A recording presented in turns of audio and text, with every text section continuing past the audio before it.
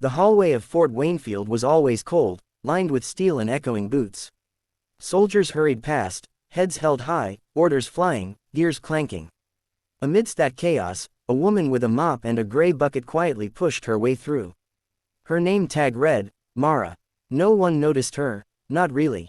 To them, she was invisible. But if anyone had looked closely, they might have noticed her movements, disciplined, precise, and strangely silent, like someone trained to move without sound. One morning, as the alarm blared through the facility, a group of young recruits laughed as they walked by her. "Hey mop lady, better clean faster before the general slips," one joked. The others chuckled. She didn't react. Her brown eyes remained focused on the floor, her hands steady. "Probably doesn't even speak English," another sneered. But deep inside, behind that calm mask, was a storm. She'd been called worse before. Much worse. A past buried beneath the uniform. Mara hadn't always been a janitor. Once, she was Sergeant Mara Ellison, Special Reconnaissance Division, U.S. Army. Her team was known for stealth ops in territories most soldiers never even heard of. But that was before the fall of Corinth Base, the mission that changed everything. She lost her entire unit, 11 men and women, in one night. The explosion, the betrayal, and the silence that followed. Her superiors called it a tragic misfire. But Mara knew better. Someone from inside had leaked their coordinates. After that, she vanished. She was declared dead, and she wanted it that way. A mop and a mission. Years later, a strange email found its way into her inbox under a coded address she hadn't used in a decade. The sender, an old comrade who shouldn't have been alive. The message was short. The leak came from Waynfield. "Watch the West Wing. Don't get noticed." And so, here she was, wearing overalls, mopping floors, and pretending to be nobody. Her mission wasn't revenge, it was truth. She wanted to know who sold out her team, and why. The commander. Commander Reeves was known for his discipline and icy composure. Every soldier feared him, but few respected him. He believed emotions were a weakness. So when he saw a cleaner in the hallway every day, silent and invisible, he didn't think twice. Until one morning, Mara bent to pick up a bucket, and her hair brushed aside. The commander froze mid-step. For a brief second, his eyes widened, not at her face, but at the back of her neck.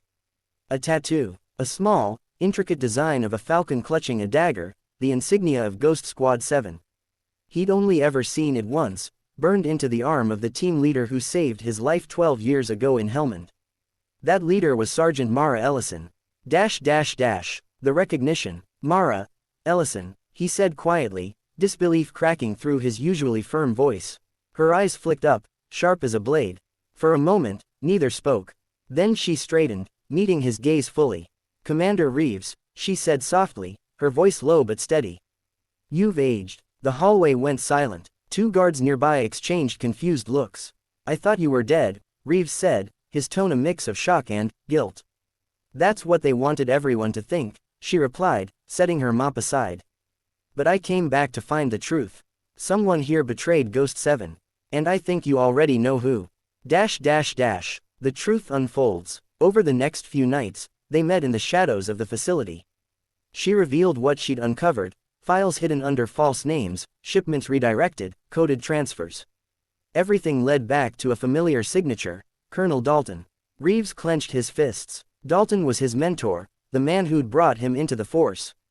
The realization shattered something inside him. But why? Reeves asked. Mara looked down. "Money, power, and fear. He sold our positions to cover up a failed mission and used our deaths to climb higher." The confrontation. It was a stormy night when they cornered Dalton in the communications room. The storm outside mirrored the one inside Mara. Dalton sneered when he saw her. "So the ghost returns," he said. "You should have stayed dead, Sergeant." Reeves stepped forward. "You betrayed your own soldiers, Colonel." Dalton laughed. "You think command cares? They signed the reports. They buried the truth. You'll both be buried next." But Mara wasn't the same woman he once knew. She moved like lightning, one swift strike, disarming his weapon and pinning him against the wall. "I buried 11 friends because of you," she said, tears in her eyes. "But tonight, I'm done burying ghosts." She dropped his encrypted drive on the table.